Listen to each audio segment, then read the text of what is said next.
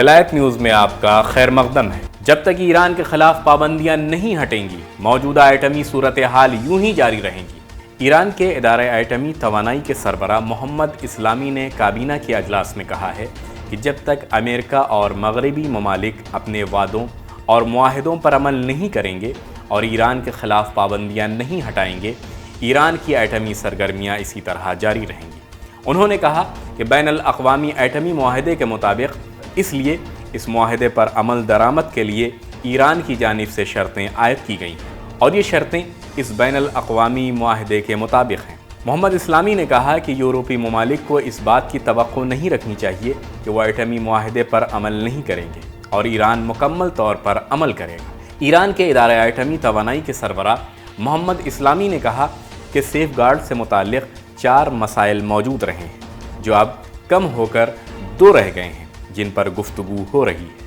انہوں نے کہا کہ مقابل فریق گزشتہ 22 برسوں سے ایران کے پرامن ایٹمی پروگرام کے بارے میں ایسے بے بنیاد الزام عائد کرتے رہے ہیں جن کو اب تک وہ ثابت بھی نہیں کر سکے۔ محمد اسلامی نے IAEA کے بورڈ آف گورنر کے آئندہ اجلاس کے بارے میں کہا کہ ایسا نہیں لگتا کہ ایران کو سخت رد عمل کا مظاہرہ کیے جانے پر مجبور کیا جائے گا۔ اسی طرح کی بین الاقوامی اور اسلامی دنیا کی خبروں کو جاننے کے لیے ولایت نیوز سے جڑے